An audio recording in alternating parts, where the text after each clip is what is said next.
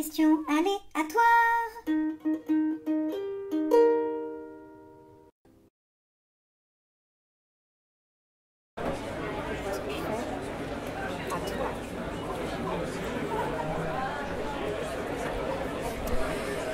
Quel personnage de BD aimerais-tu incarner au cinéma?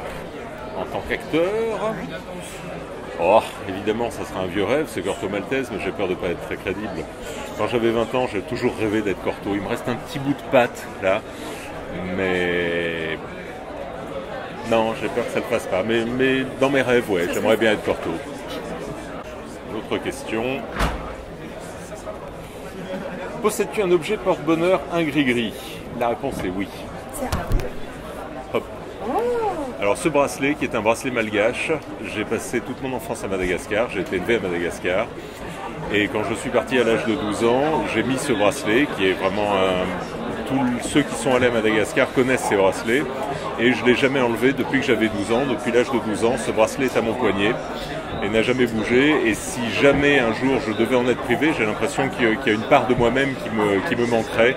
Alors c'est pas spécialement un porte-bonheur, c'est juste que c'est comme si on me coupait la couille gauche, quoi. Il faut que j'ai ce bracelet sur moi, la couille gauche aussi. Bien sûr, ça va de soi. Hop là. Si tu étais un animal, ce serait plutôt quoi? Et je peux l'imiter si je veux. Alors là, si j'étais un animal, grosse question. Oh, je pense que je serais un gros ours.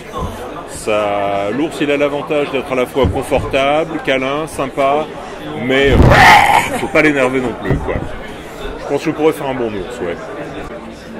Là.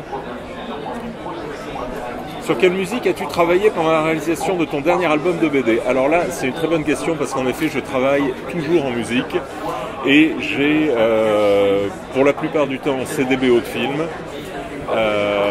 Le matin quand j'arrive, je commence par me mettre du rock là, parce que le matin je traite les mails et alors ça va des vieux trucs punk années 80, j'attaque avec Divo ou les Dead Kennedys parce que ça réveille bien le matin. Les Stranglers, ça reste quand même une base immuable quoi qu'il arrive. Chaka Ponk, Skip the Use, tout ça, ça réveille bien, ça. Mais ça, c'est le temps de traiter les mails et ces choses-là. Et après, suivant les séries sur lesquelles je bosse, j'ai des musiques qui vont plus ou moins bien. Ce ne sera pas une grosse surprise, mais par exemple pour les Forêts d'Opale, la musique du Seigneur des Anneaux, ça fonctionne toujours.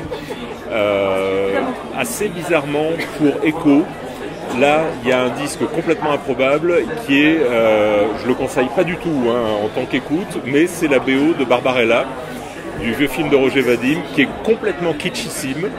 Et comme j'aime beaucoup cette ambiance kitsch qu'on essaie de mettre dans Echo, j'écoute souvent la BO de Barbarella avec Echo. Sur d'autres séries, des fois ça va être assez jazzy sur le Holoden, là c'est plus Coltrane, c'est plus du jazz, c'est plus ces ambiances qui vont bien avec le polar. Les musiques de films en règle générale, c'est vrai que John Williams ça marche toujours. Et j'ai une botte secrète sur un très très très mauvais film et une musique formidable d'un compositeur que j'aime bien qui est Alan Silvestri et qui avait fait la musique de Van Helsing, un film à ne pas voir, une bouse immonde, mais par contre la musique a une résonance pour moi qui marche à chaque coup, c'est-à-dire que je me le garde comme joker quand je suis bloqué sur un scénar, que j'ai la page blanche et que je bloque, je balance la musique de Van Helsing et hop ça me débloque et je pars tout de suite.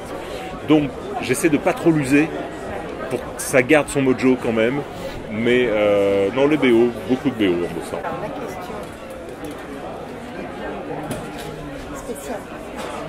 Parmi toutes les femmes que tu as racontées, quel serait ton idéal féminin? Ébus le troll. Non, je déconne. Mon idéal féminin, il est quand même assez clair et assez facile à cerner à travers de nombreux personnages féminins qui se ressemblent. Une belle emmerdeuse.